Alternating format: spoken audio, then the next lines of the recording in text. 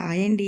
Chicken curry అనుకుంటున్నారా? కాదండి. Chicken curry లాగా ఉండే టేస్ట్ కూడా సేమ్ చికెన్ కర్రీ లాగే ఉండే ఆనపకాయ కర్రీ అండి. దీనికోసం ఆనపకాయని తీసుకొని ఇట్లా పొడిచి ఒక 2 గంటలు పక్కన పెట్టుకుంటే అందులో వాటర్ అంతా వెళ్ళిపోతుంది.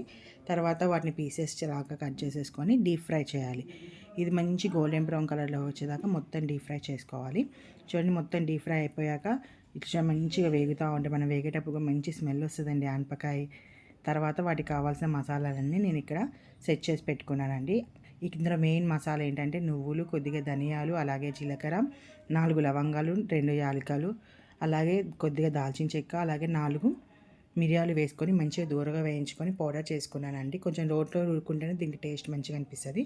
తర్వాత అదే కళాయిలో ఉల్లిగడ్డలు, పచ్చిమిర్చి అన్నీ వన్ బై వన్, అల్లం వెల్లుల్లి పేస్ట్, పసుపు ఇవన్నీ మంచిగా పచ్చి స్మెల్ పోయి ఎర్రగా గోలేదాకా ఉంచుకొని అందులో టేస్ట్ సరిపడా ఉప్పు, కారం, ఈ తర్వాత మనం ఆల్రెడీ ఫ్రై చేసి దంచి పెట్టుకున్న మసాలా కూడా వేసేసి ఫ్రై చేసుకోవాలి.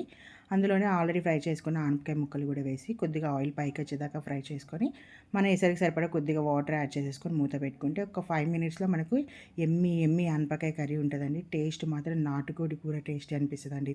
మనం చెప్పేదాకా కూడా అది ఆనపకాయ కర్రీ అని ఎవ్వరు గుర్తుపట్టలేరు, అంత టేస్ట్ బాగుంటుంది. తప్పకుండా ట్రై చేయండి. నా వీడియో కనుక నచ్చితే లైక్ చేయండి, షేర్ చేయండి, సబ్స్క్రైబ్ చేయండి.